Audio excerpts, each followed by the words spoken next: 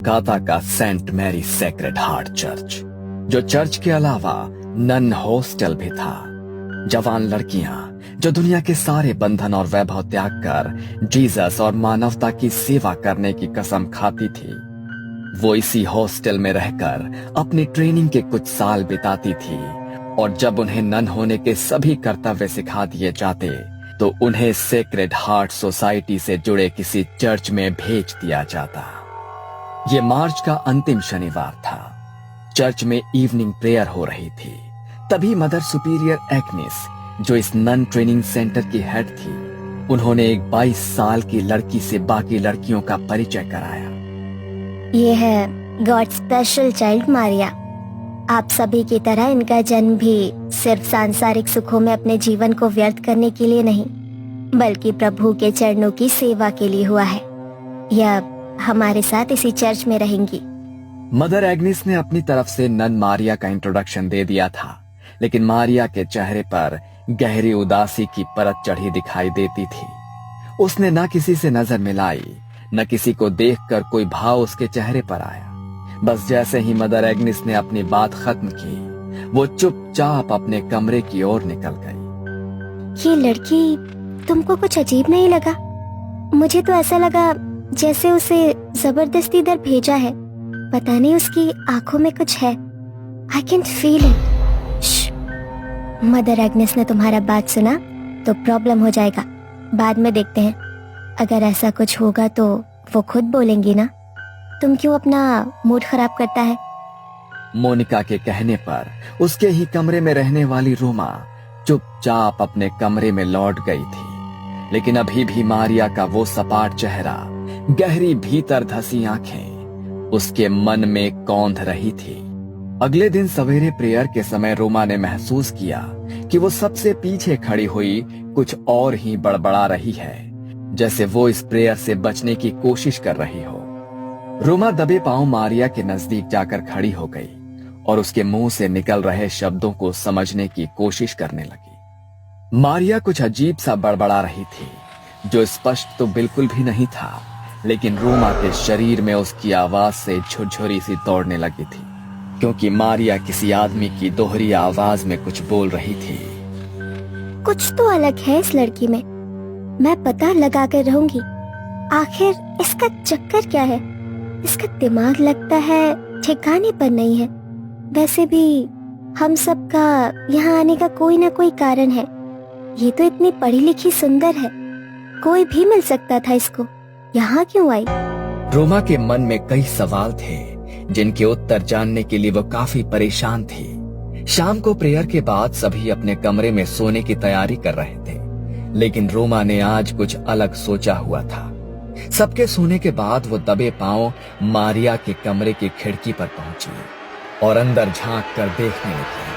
लेकिन वहां का नजारा देखकर रोमा के रोंगटे खड़े हो गए थे। मारिया अंदर चेयर पर बैठी हुई थी, लेकिन वो चेयर पर ऐसे बैठी थी जैसे किसी ने उसके पूरे शरीर को मोड़ तरोड़ कर जबरदस्ती वहां बैठाया हो।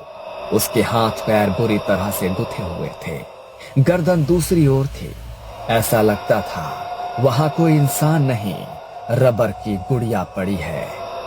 अचानक ही मारिया ने अपनी गर्दन रोमा की ओर घुमाई और इस बार मारिया का चेहरा देखकर रोमा की चीख निकल गई।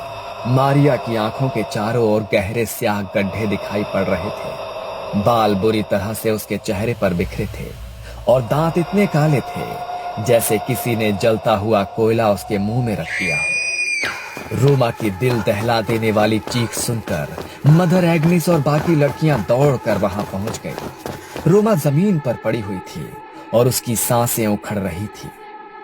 तुम यहाँ क्या कर रही हो? क्या हुआ है? रोमा ने उंगली से मारिया के कमरे की ओर इशारा किया। रोमा की हालत देखकर मदर एग्नेस ने खिड़की से अंदर की ओर देखा तो उसके भी होश उड़ गए। ओ जीसस, ये क्या है? मैं देखती हूँ, तुम लोग इधर ही रहना।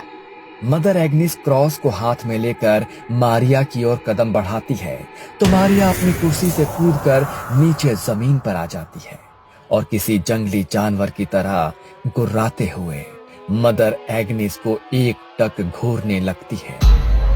एग्निस धीरे धीरे क्रॉस को अपने हाथ में पकड़े मारिया की ओर बढ़ रही थी। तभी अचानक उनके हाथ से क्रॉस छूटकर नीचे गिर पड़ता है। अगले ही पल मारिया की आंखों की पुतली काली हो जाती है।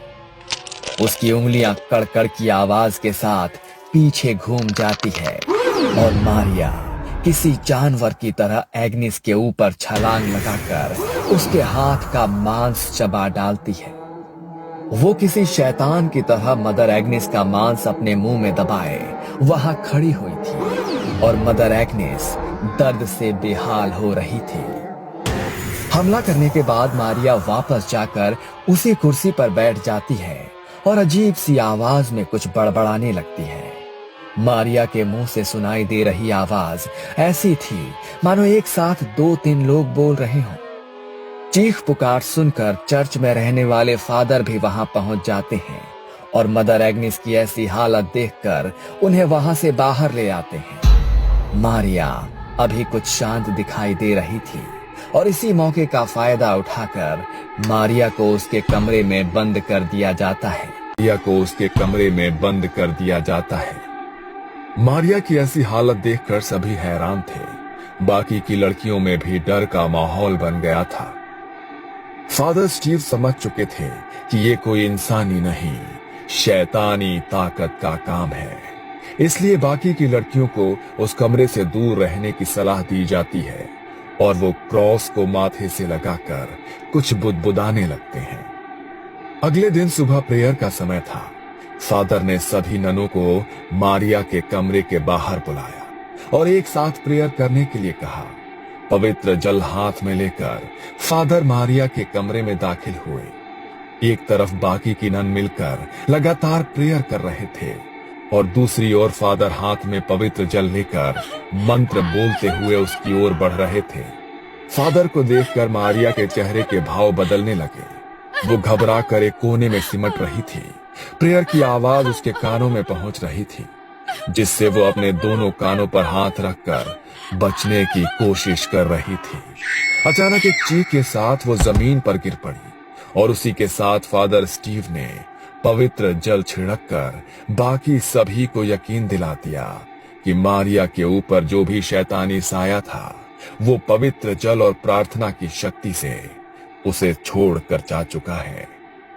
पवित्र जल ने जहां जहां मारिया के शरीर को छुआ था वहां पर छाले जैसे बन गए थे।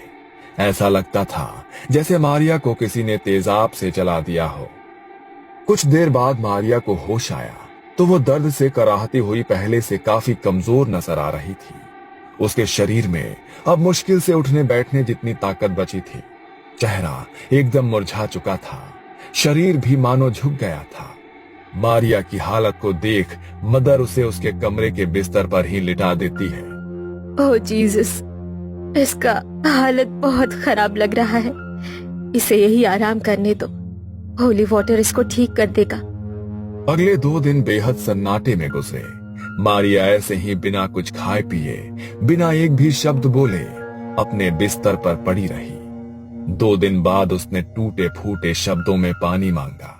मदर के कहने पर मारिया को पानी पिलाया गया। मारिया अब थोड़ी सामान्य सी नजर आ रही थी।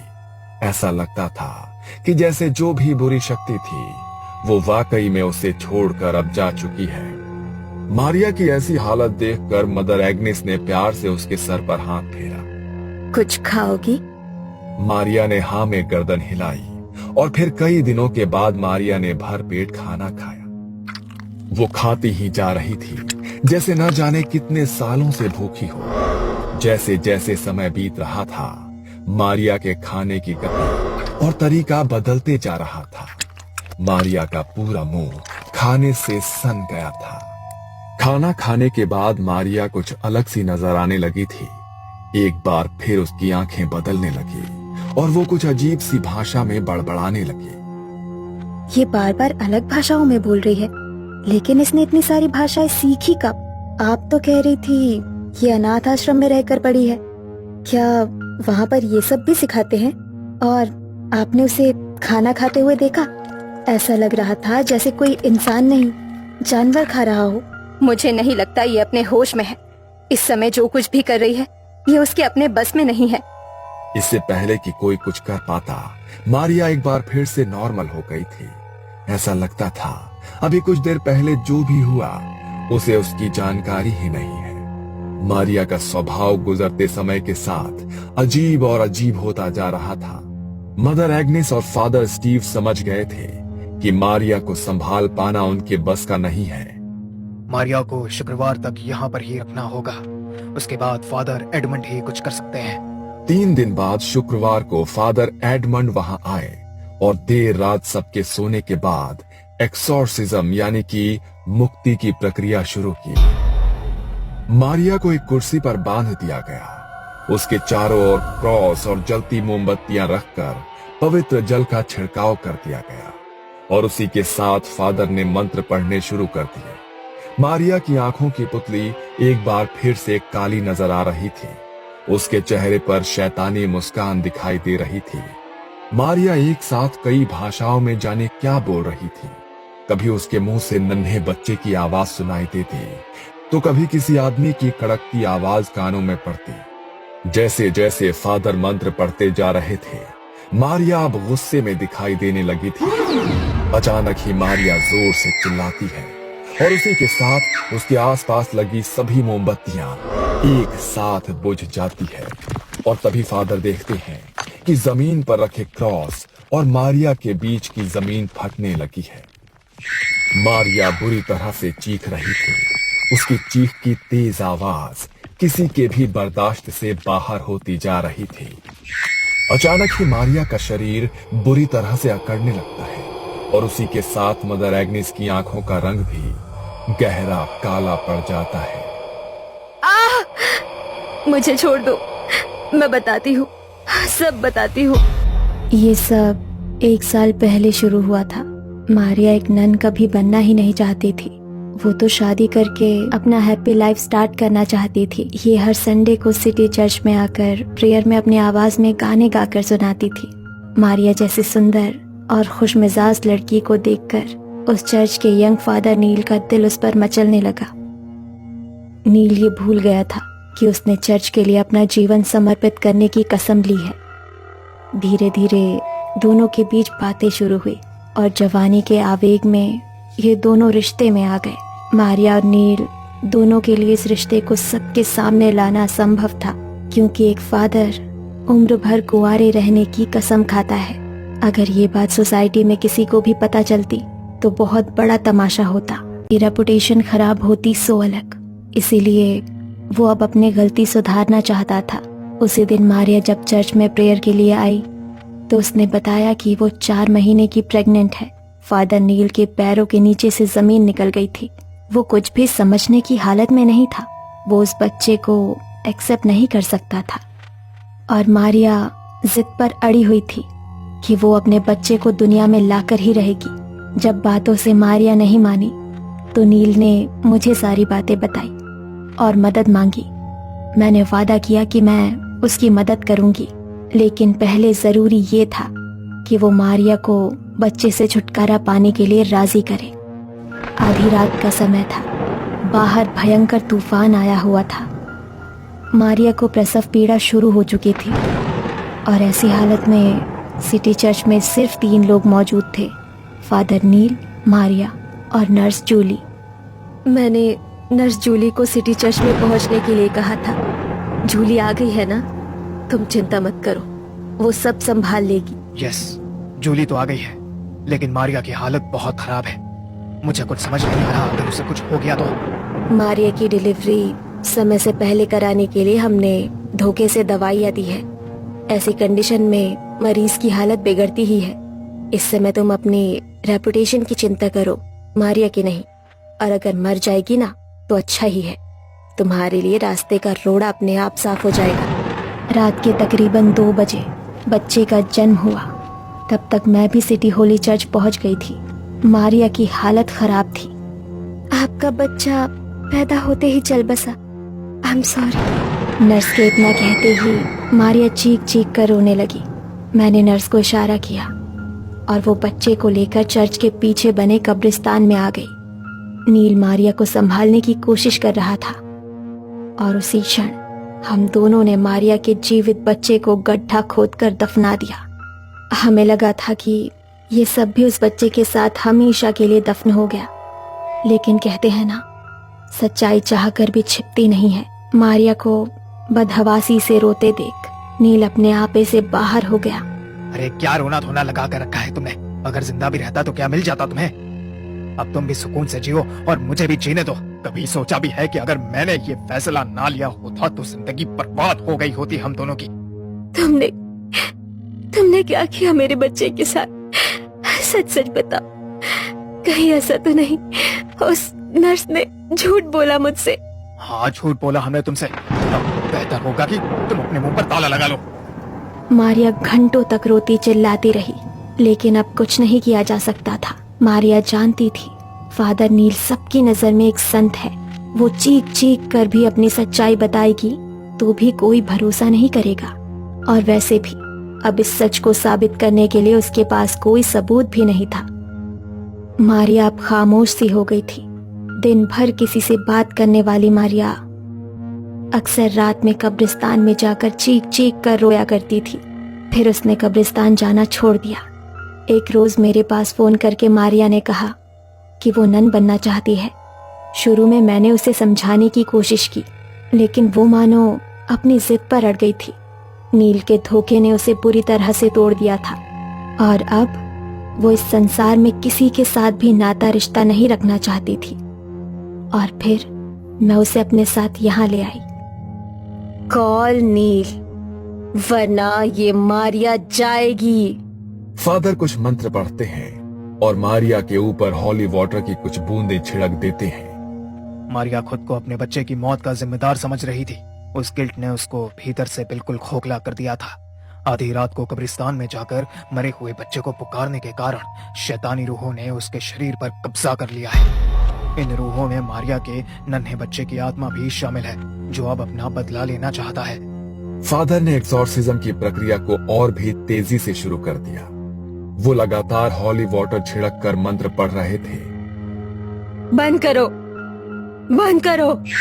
चीखते हुए मारिया ने खुद का हाथ उल्टी दिशा में घुमा दिया। मारिया के हाथ की हड्डी टूट गई थी, और उसी के साथ मारिया की दिल दहला देने वाली चीख सुनकर सभी का दिल दहल उठता है। कॉल नील। फादर नील को बुलाने का इशारा करते हैं, और कुछ ही देर में फादर नील वहां पहुंच जाते हैं। नील को वहां पर देखकर मारिया डरावनी तरीके से जोर जोर से हंसने लगती है। नील घबराकर मदर एग्निस के पास आकर खड़ा हो जाता है। मुझे माफ कर दो मारिया, तुम बिल्कुल मत घबराना। फादर इस शैतानी रूह को तुम्हारे शरीर से जरूर दूर कर देंगे। फादर लगातार हॉली वाटर छिड़ककर मारिया का एक्सॉर्सिज्म पूरा करने की कोशिश कर रहे थे। अचानक ही मारिया अपनी गर्दन ऊपर की ओर उठाती है, और उसी के साथ मदर एग्नेस और फादर नील का शरीर हवा में ऊपर उठने लगता है। बुझी हुई मोमबत्तियां एकाएक जल उठती है, और उसमें से 2 मोमबत्ती जाकर मदर एग्नेस और नील के कपड़ों को आग लगा देती है। मारिया एक बार फिर से लड़खड़ाती जुबान में बड़बड़ाती है, एक पाप, एक ही सजा। नील और मदर एग्नेस जमीन से इतनी ऊंचाई पर थे कि कोई चाहकर भी उनके शरीर से उठ रही आग की लपटों को बुझा नहीं सकता था। फादर के हाथों में पकड़ा हुआ हॉली वाटर उनके हाथ से छूटकर नीचे गिर पड़ता है, और उसी के साथ मारिया की गर्दन एक ओर लटक जाती है। झुलसने के कारण मदर एग्नेस और फादर नील की मौत हो गई थी, और मारिया उसकी टूटी सांसें अभी भी बाकी थी। मारिया को तुरंत अस्पताल ले जाया गया, और वहां पर कुछ दिन बिताने के बाद वो स्वस्थ हो जाती है। यूं तो फादर एडमंड ने आज तक बहुत से एक्सॉर्सिज्म किए थे, लेकिन उनके चर्च में किया हुआ ये पहला एक्सॉर्सिज्म था जो किसी नन के ऊपर हुआ था, और जिसमें 2 जान भी चली गई थी। सिटी हॉली चर्च और सेक्रेड हार्ट चर्च को इस घटना के बाद बंद कर दिया गया, लेकिन मारिया और फादर एडमंड के लिए ये एक बुरा सपना बन गया, जो आज भी उन्हें रातों को सोने नहीं देता।